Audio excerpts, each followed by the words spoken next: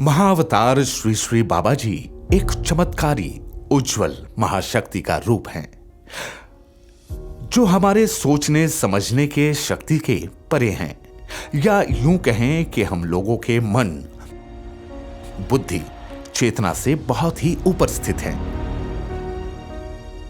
मैं सोचती थी कि मैं हैदर खान बाबा के बहुत करीब हूँ, परंतु कुछ ही समय में मुझे ये पता लग चुका था, ये एक सामान्य पुरुष बिल्कुल नहीं है।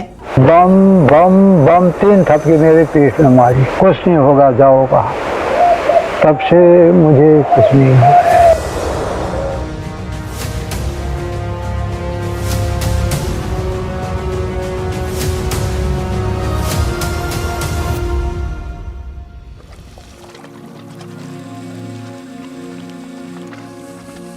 हैरा खान विचित्र है धामा, पावन अमित सुखद विश्रामा।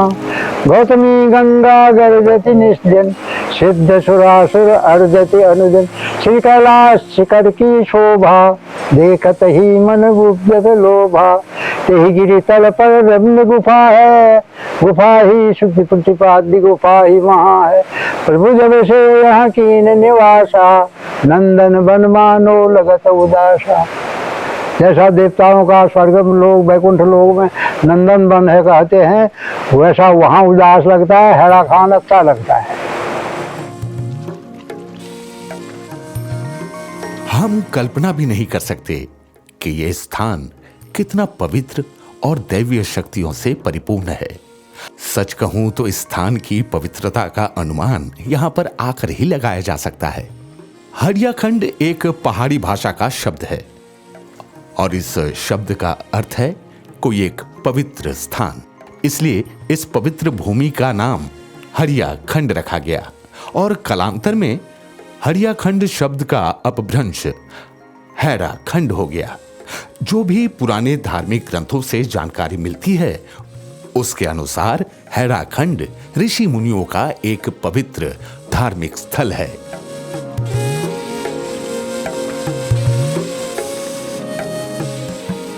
हरियाखंडी नाम के उच्चारण मात्र से 5 देवताओं की पूजा का फल होता है।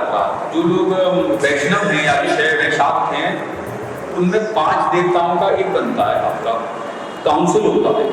तो इसे कहते हैं 5 देव उपासना, पंचदेव उपासना। तो महेंद्र महाराज कहते थे कि बाबा का नाम का उच्चारण मात्र से, हरियाखंडी नाम के उच्चारण मात्र से 5 देवताओं की उपासना का फल प्राप्त हो जाता है। मतलब जो सुकून होता है ना, अलग है, मतलब हर जगह से अलग है। तुम कहीं भी चले जाओ, लेकिन इधर आके मतलब जो जैसे हम भीड़ में रहते हैं, मुंबई महाराष्ट्र के जितने भी भीड़ में रहने वाले लोग हैं, इधर आओ ना तो मतलब सब कुछ खो जाता है। उसे लगता है बस भगवान है और कुछ नहीं है। आज के दिन में वो हैराखंड जगह का यही खूबिया है, ये जगह का पॉजिटिव वाइब्स, एक पॉजिटिव अप्रोच, सब मिला के यहाँ का नेचर में जो है, यहाँ पे सच में एक गहरा एहसास है। हैराखंड में कोई ऐसे ही घूमने नहीं आते हैं, यहाँ पर लोग आते हैं तो हैराखंड बाबा जी के लिए।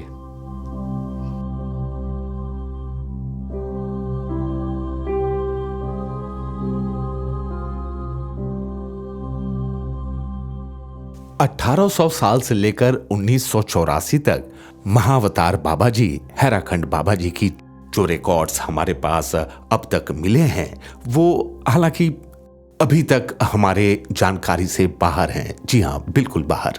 जितनी भी चीजें प्रकाशित हुई हैं, उनमें हम देख सकते हैं कि महाअवतार बाबा जी विभिन्न नामों से, कभी मुनिंद्र भगवान के रूप में, कभी शिव अवतार के रूप में, कभी अवधूत बाबा के रूप में, हैराखंड बाबा के रूप में, हालांकि नाम अलग अलग हैं, इन्हीं नामों से इस लीला क्षेत्र में वे प्रकट हुए हैं। हैराखंड के इस पवित्र स्थल पर, इस पवित्र स्थान की एक विशेष बात वो ये है कि अगर कुछ समय के लिए कोई व्यक्ति अगर यहाँ पर ध्यान साधना करता है, तो बाबा जी के अनुसार वो व्यक्ति बहुत सारी सिद्धियों को यहाँ प्राप्त कर सकता है, वो भी बहुत जल्द, जो किसी अन्य स्थान पर संभव ही नहीं। ये एक वरदान है इस पवित्र स्थल का। बाबा जी ने कहा है, मेरे न चाहने पर कोई यहाँ नहीं आ सकता। केवल वही यहां पर आ सकते हैं जिन्हें मैं चुनूंगा, मैं बुलाऊंगा।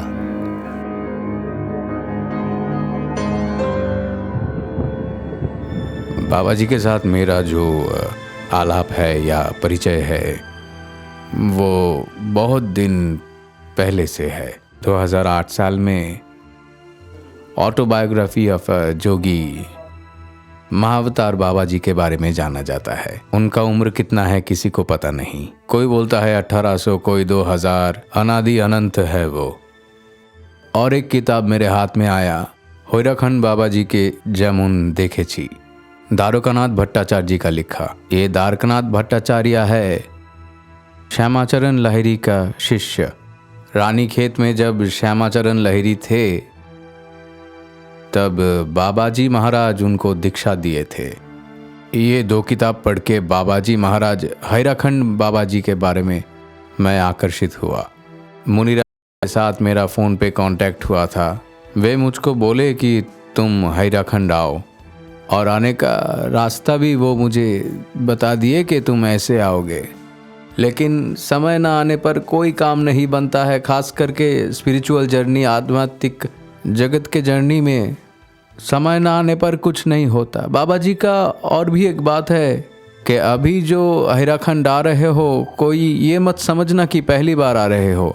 तुम्हारे जन्म लेने से पहले पिछले जन्म में या तो पूर्व जन्म में कभी ना कभी तुम यहाँ आए थे, इसीलिए तुम यहाँ फिर से आए हो। कोई यहाँ पे फर्स्ट टाइम नहीं आता।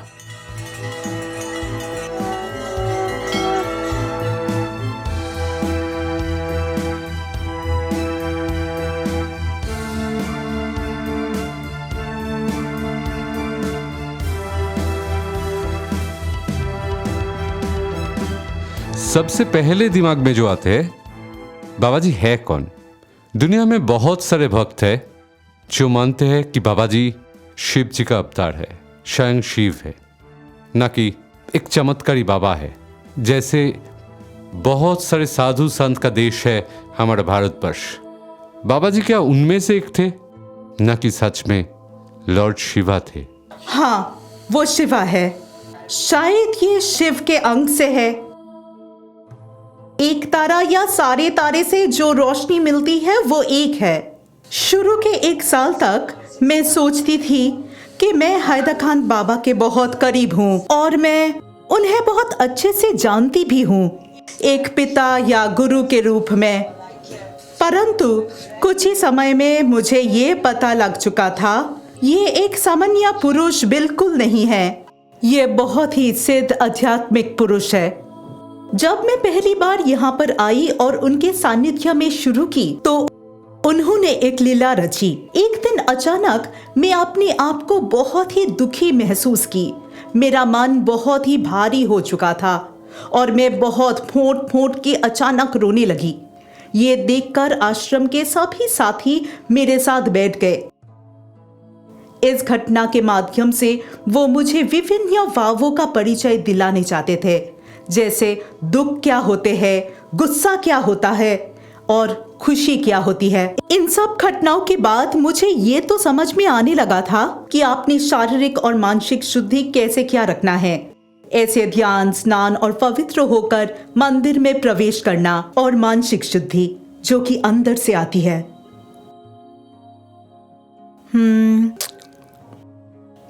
कैसे अपने मन के अंदर में बहुत शांत भाव से उनके सामने प्रस्तुत होते हैं।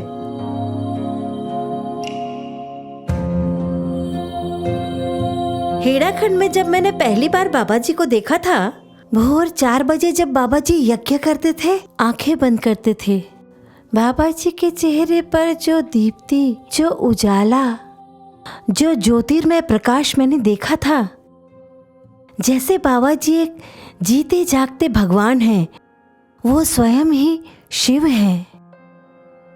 एक तरफ कैलाश पहाड़ और दूसरी तरफ देख रही हूँ बाबा जी यज्ञ कर रहे हैं। हम लोग जितने दिन हेराखंड में थे, रोज सुबह बाबा जी के एक बार दर्शन करने के लिए उतनी ठंड में बाबा जी पीपल के पेड़ के नीचे बैठते थे, यज्ञ करने बैठते थे।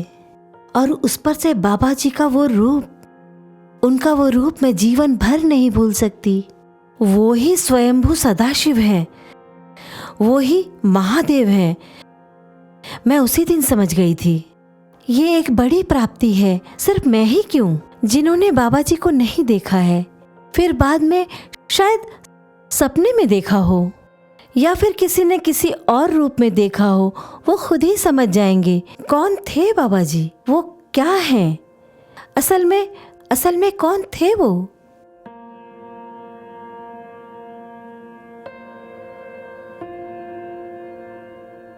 सीताराम ओमकारनाथ दास बाबा के मैंने दर्शन किए, केवल बाबा के दर्शन करने आए थे। वहाँ हम भी वहीं ठहरे थे हरिद्वार में, जहाँ और उनका ऋषिकेश में आश्रम था। उनको पता लगी कि बाबा हैरा खान या महाअवतार बाबा आए हुए हैं, तो वो भी आ गए दर्शन करने। और ये बात पैरालाइज, ये इतना हिस्सा उनका नीचे का पैरालाइज था, तो दो उनके शिष्य साथ में थे। वो आए, खड़े रहे। उनको कहा, हम 2-4 ही लोग थे साथ में, कि भैया आप कुर्सी बैठिए, उनको बिठा दीजिए। तो बोले नहीं, मैं नहीं बैठूंगा। जब बाबा आ गए अंदर से निकल के, तब उन्होंने अपने शिष्य को बोला, दो को, कि मेरे को नीचे बिठाओ। लोग अपने आप नहीं बैठ सकते थे ना, वो उनको बिठाया। फिर बोला मेरे को ऐसे लिटा दो उल्टा जमीन में। उन्होंने दोनों ने लिटाया। मैं सोच रहा हूँ क्या कर रहा है, क्यों कर रहा है, लेकिन मुझे बाद में समझ में आया he was paralyzed, we can't do anything himself। तो उनने साष्टांग प्रणाम करने के लिए उनसे अपने दोनों शिष्य से कहा था कि मेरे को ऐसे लिटाओ, और साष्टांग प्रणाम किया बाबा को, और फिर उठे। अब जैसे भाई हम तो बंगला नहीं समझते ना, तो एकदम से जो 4-5 लोग, क्या तुम बाबा हैरा खान बोलता है, तुम क्या जानता है इनको, I know who is he is God. Baba ji जब पहली बार कोलकाता में आए, तब ओमकारनाथ बाबा उनके दर्शनों के लिए आए थे, जिनके घर के गुरु वे नंदी बाबू के गुरु जो ठहरे। वे तुरंत वहां पर एक चेयर या एक ऊंची सी चीज जो बाबा जी के पास में बैठने के लिए, लेकिन उन्होंने बिल्कुल भी मना कर दिया कि वो मेरा स्थान नहीं है, मेरा स्थान बाबा जी के चरणों में है। नहीं बैठे वो वहां पर बैठकर बाबा जी के चरणों में उन्होंने पहला वाक्य जो वो बोले वो ये था कि आपने मुझे जो कार्य सौंपा था मैंने वो संपन्न कर लिया। कुछ देर के बाद हमने देखा कि उनकी आंखों से बूंद बूंद आंसू बह रहे थे। इसी स्थिति में ओमकारनाथ जी ने बाबा जी की ओर देखकर कहने लगे, अपने भक्तगणों से जो नजदीक बैठे थे उन्हें देखकर बोले कि मैं अभी कृष्ण के रूप में उनका दर्शन कर रहा हूं। उसके बाद वो बोले बाबा जी से कि आपने लाहिरी बाबा जी को जो क्रिया योग दिया था, मैंने भी वो क्रिया योग किया है। साफ साफ उन्होंने कहा। बाबा जी भी उनकी तरफ देख देख कर हंसे, हल्की मुस्कान के साथ। जैसा कि हम जानते हैं बाबा जी महाअवतार हैं और ओमकारनाथ जी के भक्तगण उन्हें भगवान के रूप में ही देखते हैं। वैसे भी वे एक महान सिद्ध पुरुष हैं, महान साधक हैं, महायोगी हैं। ऐसे में दो महाशक्तियों का जब मिलन होता है तब ऐसे में एक शक्ति का प्रवाह भयंकर आकार में विस्फोट के समतुल्य होता है। एक अवतार के साथ एक महाअवतार का मिलन होना, दो महाशक्तियों का मिलन होना, इसका दर्शन होना अत्यधिक सौभाग्यशाली हो, अत्यधिक उनकी कृपा हो, तभी ये संभव हो सकता है। तब बाबा जी के भक्त भजन को भूलकर भोले बाबा की जय, भोले बाबा की जय करने लगे। 2-3 बार जयकारा लगाने के बाद उन्होंने हाथ उठाकर सबको रुकने को कहा। रुकने के बाद उन्होंने कहा कि सिर्फ भोले बाबा की जयकार करना इन्हें छोटा करने के समान है। और तब वे बोले कि तुम लोग बोलो मेरे साथ। इसी के साथ वे बोले, बोलो अखंड परम ब्रह्म ओमकार भगवान की जय। तो हमारी आंखों से पर्दा हटाकर ओमकारनाथ बाबा जी ने हमें यह समझाया। पहले वे बोले कि मैं श्री कृष्ण का दर्शन कर रहा हूं। क्यों बोले? क्योंकि उनके इष्ट देव श्री कृष्ण हैं। हम जानते हैं कि स्वयं श्री जगन्नाथ देव ने उन्हें आदेशित किया है। महामंत्र के प्रचार के लिए ये जो हरे कृष्ण मंत्र उन्होंने दीक्षा दिया, प्रचार किया संपूर्ण विश्व में, करीब 7 लाख से ऊपर उनके शिष्य थे। उस वक्त की बात है ये। तो जब इतने सारे भक्तों ने उनके माध्यम से सिद्धियां प्राप्त की, उनकी कृपा प्राप्त की, इस महान शक्ति को प्रदान करने का आदेश स्वयं जगन्नाथ देव ने दिया है। तो ये जो बात उन्होंने कही कि आपने जो काम मुझे सौंपा था मैंने वो संपूर्ण किया है, कि मतलब बाबा जी ही जगन्नाथ है, ये बात उन्होंने डायरेक्टली समझा दिया। और फिर इससे भी बड़ा परिचय उन्होंने जाने से पहले अंत में अपने भक्तों को दिया कि सिर्फ भोले बाबा का जयकारा लगाना इन्हें छोटा करने के बराबर है। ये जो है अखंड परम ब्रह्म ओमकार भगवान जी, जो कि पूरे ब्रह्मांड में इनके ऊपर और कोई नहीं, जिसके ऊपर और कोई नहीं, जो कि है सुप्रीम पावर इस विश्व ब्रह्मांड में, वो शक्ति ही, ये अव्यक्त शक्ति ही इस लौकिक जगत में एक मनुष्य देह धारण कर तुम्हारे सामने लीला कर रहा है। 1969 साल में महेंद्र महाराज का जब देह त्यागने का समय आ गया, तब वो अपने प्रिय शिष्य विष्णु दत्त शास्त्री जी को बुलाए और उनको बोले कि मेरा शरीर त्यागने का समय आ गया, मेरे गुरुदेव बाबा जी महाराज का भी आगमन का समय आ गया। वो जब आएंगे तो मैं तुमको एक गुप्त मंत्र बोल के जाता हूँ। ये गुप्त मंत्र वो तुम्हें बोलेंगे। ये मंत्र सिर्फ तुम और बाबा जी महाराज को पता है और किसी को नहीं पता। वो मंत्र सही हुआ तो तुम उन्हें मेरे परमाराध्य गुरुदेव बाबा जी महाराज बोल के मान लेना, और उनका दाहिना पैर और बायां हाथ के ऊपर एक निशानी रहेगा।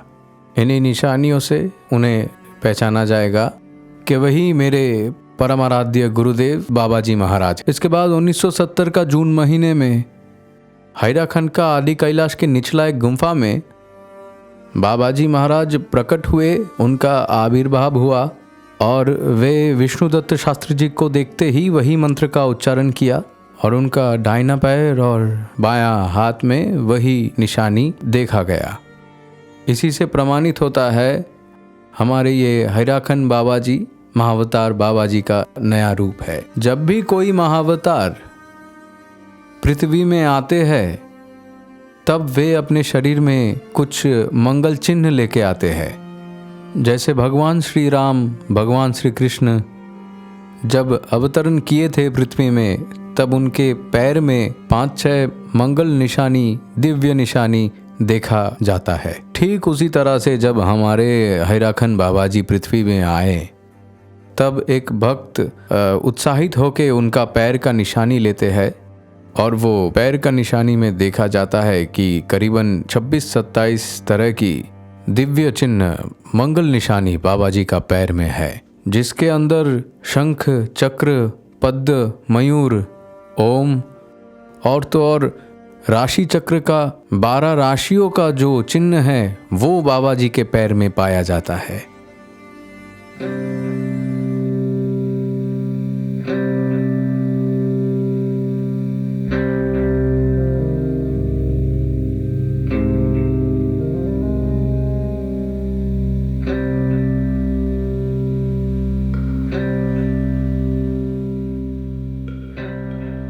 बताते हैं यहाँ हमारे पूर्वज लोग कि हैराखान विश्वधाम में ब्रह्मचारी महाराज थे कोई, उनको दर्शन देने स्वतः ही भगवान भोलेनाथ जी हैराखान पहुंचे थे। मीन भक्त हुए उनके। वो हैराखान विश्वधाम में एक गुफा है, भोलेनाथ जी गुफा के भीतर को गए उनको दर्शन दे करके। उसके बाद भगवान गुफा के भीतर गए, बड़ा आश्चर्य हुआ ब्रह्मचारी महाराज को। वो बोले कि यार भगवान दर्शन देने उतनी दूर से आए, अब कहाँ को गए। भगवान भोलेनाथ जी वहाँ गुफा के भीतर से यहाँ पहुंचे, ये मीन पर्वत पे।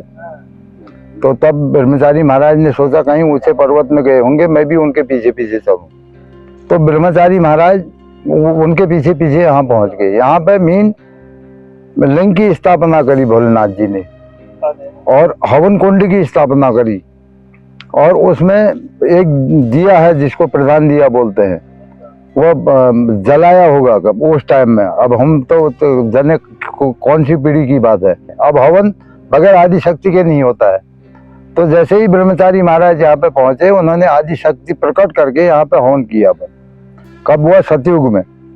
सतयुग भी गया, त्रेता युग भी गया, द्वापर में तब पांडव और कौरवों की लड़ाई हुई, तो यहाँ पे पांडव जो है गुप्तवासों पे आस्था लेने पहुंचे थे। तो यहाँ द्वापर से यह मंदिर हमारा पूजनीय हुआ। यहाँ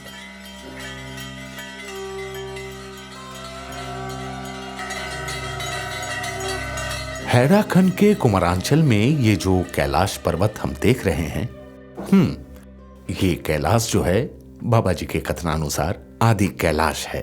इसका मतलब उनके अनुसार यही भगवान शिव का मुख्य और आदि तपस्थली है और इसकी महत्ता अतुलनीय है। ये पूरा पहाड़ स्वर्ण से निर्मित है और इसलिए इसे सिर्फ आदि कैलाश ही नहीं, इसे स्वर्ण कैलाश भी कहते हैं। और बहुत सारे भक्तगण, खास करके विदेशी भक्त बाबा जी के रहते हुए जो यहाँ पर आए और उन्होंने तस्वीरें खींची, तब भारतीयों के पास उतने अच्छे फोटोग्राफी या वीडियो की कोई सहूलियत नहीं थी। उनमें से अधिकतर ने अपने आधुनिक कैमरों से बहुत सारी तस्वीरें खींची थी। तो किसी किसी के कैमरे में सबके सामने सब कुछ प्रकट नहीं होता। किसी किसी के पास जब उन्होंने अपने रोल निकालकर उसे प्रिंट करवाए तो देखा कि ये तो स्वर्ण कैलाश है। हालांकि जब वे अपने कैमरे से तस्वीरें खींच रहे थे, उस वक्त उन्होंने साधारण तस्वीरें ही देखी, ब्लैक या फिर ग्रेइश, इसी तरह का कुछ।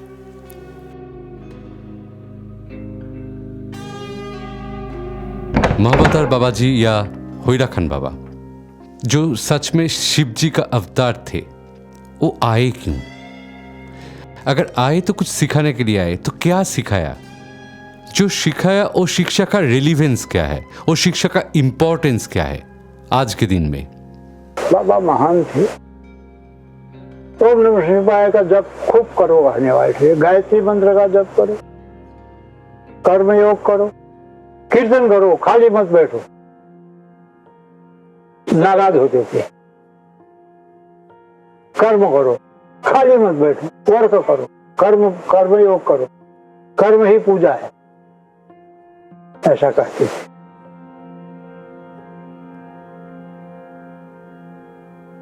कर्मयोग एक निस्वार्थ सेवा है जिसके साथ किसी की भी तुलना नहीं की जा सकती।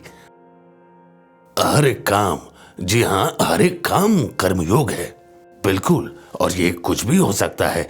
अब जैसे कि ये डॉक्यूमेंट्री फिल्म भी एक कर्मयोग ही है। बाबा जी कभी कभी हमसे ऐसे काम भी करवाते थे जिनका कोई मतलब नहीं बनता। वो कहते कि जाओ पत्थर लेकर आओ और नदी के तल पर बांध बनाओ, और फिर एक तेज बाढ़ आती और सब बहा कर ले जाती। वो कुछ ऐसे काम करवाते जिनका कोई भी औचित्य नहीं बनता, लेकिन वो करवाते सिर्फ इसलिए कि लोग अपने जीवन में बदलाव ला सके। एक छोटी सी कहानी सुनाना चाहूंगा। एक सुबह जब मैं नींद से उठा तो तबीयत ठीक नहीं लग रही थी। ऐसा लग रहा था नहीं, आज बिस्तर से नहीं उठना। फिर सोचा कि यार चलो कहीं से टहल कर आते हैं। मुंह लटका हुआ था बुखार के कारण। मैं सीढ़ियों की तरफ बढ़ा नीचे उतरने के लिए, और मैंने तभी एक आवाज सुनी जो नीचे से आ रही थी। ये बाबा जी की आवाज थी। ए सुनो, जल्दी नीचे आओ। मैंने देखा, अरे ये तो बाबा जी हैं। मैंने कहा ठीक है, नीचे आते हैं। उन्होंने फिर कहा, ए जल्दी। मैंने कहा अरे क्या आपको नहीं दिखता कि मैं कैसा महसूस कर रहा हूँ? बिल्कुल भी सही नहीं। वे चिल्लाए जा रहे थे, जल्दी। मैंने कहा यार ये आखिर चल क्या रहा है? मेरे दिमाग में कुछ और ही चल रहा था। तबीयत ठीक नहीं थी और वो बुलाए जा रहे थे सबको, और कह रहे थे कि नदी के तल पर ब्रिज बनाओ, बड़े बड़े पत्थरों के सहारे ब्रिज बनाना था वहाँ। और वे कह रहे थे ये पत्थर उठाओ, वहां ले जाकर रखो, जल्दी करो, हमारे पास टाइम नहीं है। अब मैं क्या करता? हालांकि मैं जानता था कि बाबा जी जो कह रहे हैं वो हमें करना है, लेकिन अंदर से आवाज आ रही थी, नहीं काम नहीं करना, मैं ठीक नहीं हूं। तो मैं वही करने लगा जो बाबा जी ने कहा था। अब कुछ देर के बाद आधे घंटे या 1 घंटे के बाद जब वो दूसरों को बुला रहे थे, मैं अपने आप के बारे में भूल गया। और फिर काम करते करते मैं अपने आप के बारे में भूल गया। और फिर आधे या 1 घंटे के बाद हमने नदी तल पर ब्रिज बना डाली थी।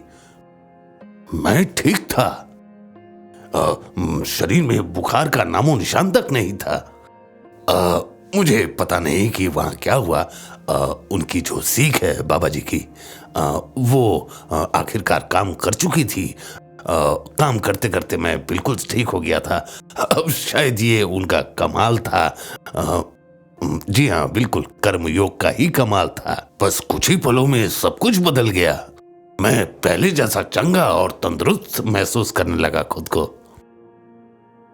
एक अलग ही ऊर्जा खुद में महसूस करने लगा मैं। ये बाबा जी के सीख का ही नतीजा है। कुल मिलाकर बात इतनी सी है कि आप बाबा जी के पास आओ, अपने आप को समर्पित करो। बिना समर्पण के सिद्धि लाभ कर पाना बिल्कुल नामुमकिन सा है। बहुत लोग पूछते हैं कर्मयोग के बारे में, पर उन्हें समझाना नामुमकिन है। जब कोई इंसान खुद को समर्पित नहीं करता योग के लिए, तब तक वो ये नहीं कर पाएगा। हाँ, जब तक कोई इंसान अपने मन से तैयार नहीं होता, उसे कुछ नहीं मिल सकता। पर हाँ, जब वो खुद से तैयार हो जाएगा कि मुझे कर्मयोग करना है, मन मस्तिष्क से जब वो तैयार हो जाएगा, तो गुरुजी उसे अपने पास बुला ही लेंगे, उसे अपनी छत्र छाया में ले लेंगे। काफ़ी सारे लोग आते हैं बाबा जी के चरणों में उनका सानिध्य पाने के लिए, और यहीं के होकर रह जाते हैं और बाकी चले जाते हैं।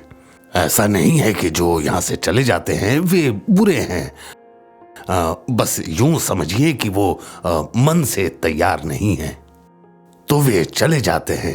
अब ये सोचिए कि बाबा जी ने इस पृथ्वी पर कई बार अवतार लिए हैं और हर बार उन्होंने कर्मयोग को ही प्रधानता दी है, और यही सीख पूरे विश्व में फैलाई है। बाबा के साथ में हमेशा यही महसूस किया कि जितना भी, अगर अपन अभी 10-12 लोग आए मंदिर से, तो यात्रा में जा रहे हो, उसमें जा रहे हो, कहीं भी जा रहे हो, तो जितना यंग एज ग्रुप के लोग होते थे, बाबा अनटोल्ड है, मतलब कहा नहीं है कभी कि तुमको ये करना है, तुमको, लेकिन सपोज है 100% के तुमको करना ही है।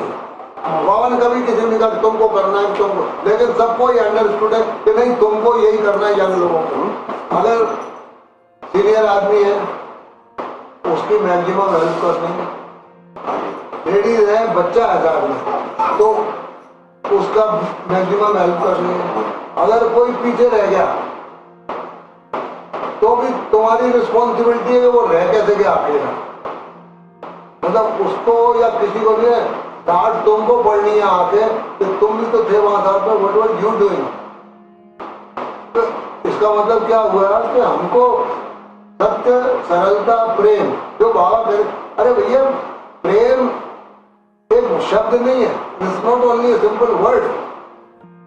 ये साथ के हैं, तुम्हारे हैं। मैं तुमको ये सिखाना चाह रहा हूँ कि आज तुम इन सबके साथ अपना बनाओगे तो कल मैं चाहता हूँ पूरी दुनिया को एक साथ रहे। मैं भारत के लिए साफ कर देता, मैं केवल इंडिया की बात नहीं करता हूँ। I want to make whole world as one. जो व्यक्ति कर्म नहीं करता, उसका वो जिंदा रहना वो मौत के बराबर है। इसीलिए उन्होंने सभी को कुछ न कुछ आश्रम का काम, आश्रम में हम लोग गार्डनिंग करते थे, कोई किचन का काम, कोई खाना बनाने का काम, हम सब मिलकर काम बांट लेते थे, हम सब मिलकर काम करते थे। और सबके बीच में शायद बहुत लोग आए हैं जिनकी भाषा, कोई इटली से आया है, कोई जर्मनी से आया है, उनकी भाषा मैं नहीं जानती, कुछ भी नहीं जानती, उनकी सिर्फ एक बात जानती हूँ, ओम नमः शिवाय। इस ओम नमः शिवाय के माध्यम से हम एक दूसरे के साथ परिचित हो सकते हैं। हम लोग एक चीज़ जानते थे जो कि बाबा जी करवाते थे।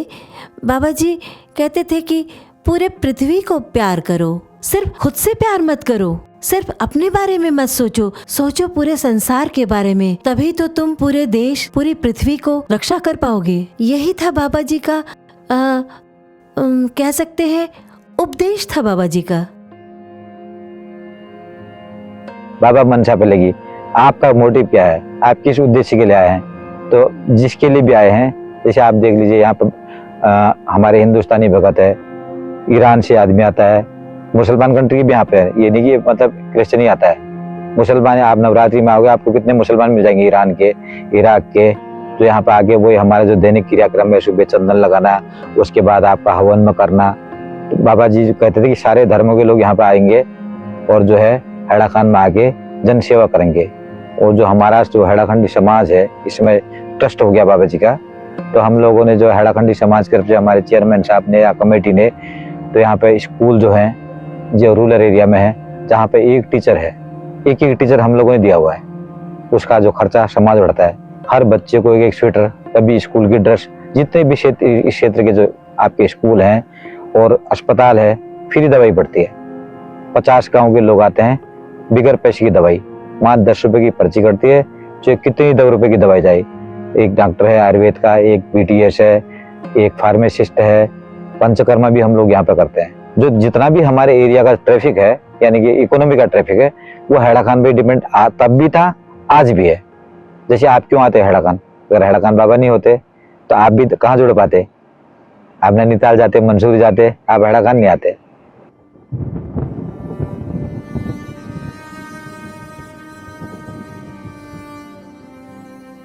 ये ऐसा हुआ, इंदिरा गांधी ने गवर्नर को, पहले गवर्नर यहाँ आया था, एक हफ्ते के बाद चले गया, तो फिर एक हफ्ते में आ गया।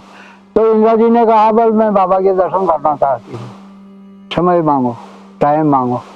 गवर्नर फिर एक हफ्ते में आ गया यहाँ, तो बाबा को पूछा, बाबा ने मुझे बुलाया, उन्होंने कहा हो ये इंदिरा गांधी में मतलब दर्शन करना चाहती हूँ, क्या टाइम दे दें उसको? मैंने कहा बाबा जी इस वक्त तो बरसात का टाइम है और फसल है, जब प्रधानमंत्री आएगा तो उसमें हजारों आदमी आएगा, जगह नहीं होगी, इसको अप्रैल के महीने का टाइम दे दो। अप्रैल में गेहूं कट जाता है, यहाँ भी होगा और फिर नदी में भी हो जाएगा। तो ये हुआ, फिर गवर्नर चले गया। ये देखो सीढ़ी नीचे नदी पे तो उतरे हो गए, मेरे कंधे में हाथ रखा था, नीचे जा रहे थे बाबा, पीछे जो सैकड़ों आदमी था। बाबा ने कहा, पहाड़ी में कहा, देखो सभापति जी, ये इंदिरा गांधी राण को ध्यान ध्यान ध्यान करेंगे, इसी के सुरक्षा गार्ड, इसकी शरीर सन्नी हो जाएगी, ये कहा था बाबा ने। ऐसा ही हुआ। पता नहीं बाबा जी का खेल। बाबा जी मेरे साथ बंगाली और नॉन बंगाली जितने भी भक्त हैं, सभी के सब ऑलमोस्ट 90% भक्त के पास सुनता हूँ। बाबा जी उनके सपने में आए थे, बाबा जी ने सपने में उनको ये बोला है, वो बोला है, ऐसा बोला है, उसी हिसाब से वो बाबा जी का भक्त हुआ। लेकिन मेरा पर्सनल एक्सपीरियंस बहुत ही अलग है। बाबा जी को मैंने कभी सपने में नहीं देखा, और ये बात मैंने बाबा जी को भी बोला है, आप मुझे एक बार तो दर्शन दीजिए। कोई विश्वास नहीं करेगा, लेकिन ये सच है, वो मुझसे बात करते हैं। बाबा जी पता है कोई ये विश्वास नहीं करेगा, और विश्वास ना करने का ही बात है, ये सही है, कोई गलत नहीं है। पर मेरा जितना भी एक्सपीरियंस है, वो जैसे बाबा जी मुझे बोलते हैं कि तू ये कर, जैसे किताब लिखने के समय पे मेरे कान में, हाँ तेरे से होगा, तू कर, अंग्रेजी नहीं पता है तो क्या हुआ, अरे कर कर कर, मैं हूं ना, तू कर।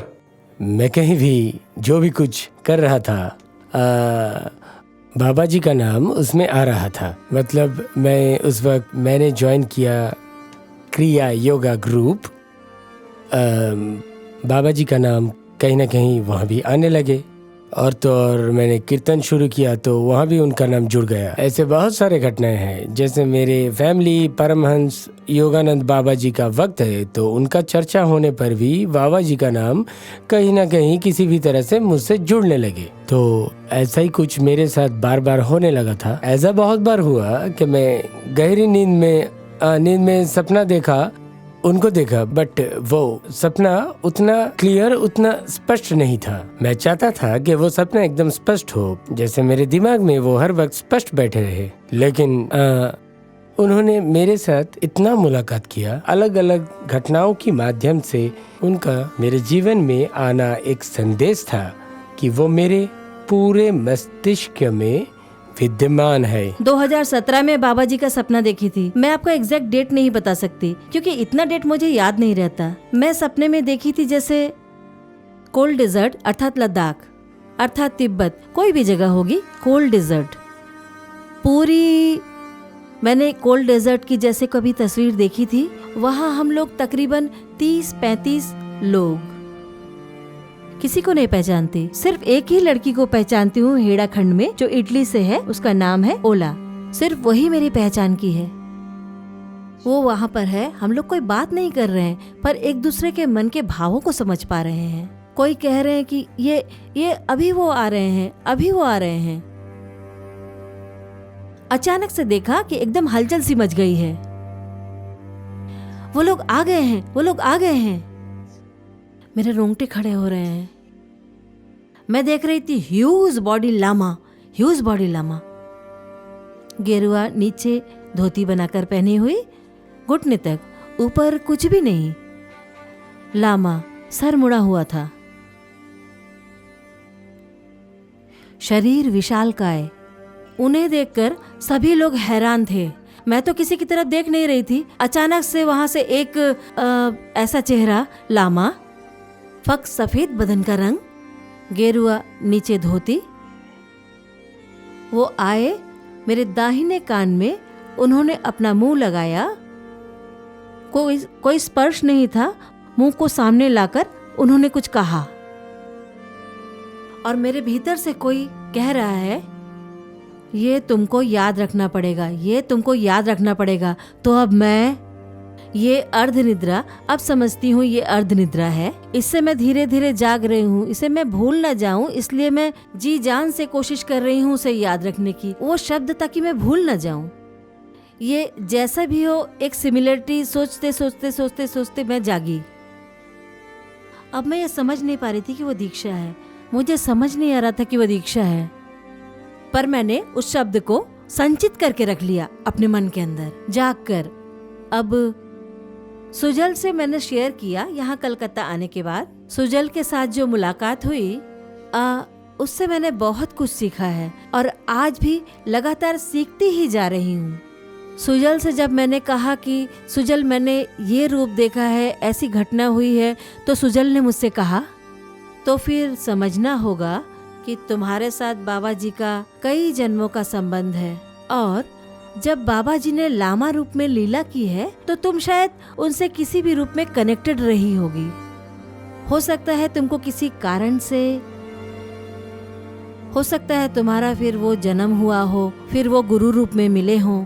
एक्चुअली मैं ये कह सकती हूँ कि मेरे जो समझने की, बोध के जागने की जो एक अवस्था तमोगुण से लेकर रजोगुण होकर सप्तगुण तक, ये इतना स्पीडी हुआ है, इतना ही स्पीडी जो कि मैं कह नहीं सकती। इतना स्पीड से नहीं होता है, इतना स्पीड से किसी का भी नहीं होता, बहुत रेयर है। आप सब जानते हैं थियोसॉफिकल सोसाइटी ऑफ इंडिया। महाराज जी एक बार बात कर रहे थे तो उन्होंने ऐसे ही बात को उठाया कि हमारी पगड़ी मद्रास में बैठी हुई है और कुछ थियोसॉफिकल सोसाइटी के लोग भी बोल के अपडेट देते थे। तो वो उस समय महा चौहान बोल के संबोधित करते थे। थियोसॉफिकल सोसाइटी में सबसे ऊपर जो टॉप मोस्ट व्यक्ति है वो है महा चौहान। और जब थियोसॉफिकल सोसाइटी फाउंडेशन हुई तो जनरल ऑलकॉट है वो न्यूयॉर्क में, तो वो अपने आप उसमें कहते हैं कि एक दिव्य पुरुष प्रकट हुआ था, मेरे उसके दर्शन हुआ। उसके सर पे पगड़ी थी, भारतीय लिबास था, दाढ़ी थी जैसी राजपूती हो। वह उससे बात करते हुए गायब हो गई पर उसकी पगड़ी वहीं पड़ी थी। तो आ गया फिर चेन्नई में, उनकी पगड़ी मौजूद है। तो महाराज जी ने ऐसा कहा तो इसमें खोजा गया तो पता लगा कि फिर मद्रास में तो एक ही पगड़ी है, वो है मास्टर मोंगरेया या फिर महा चौहान की।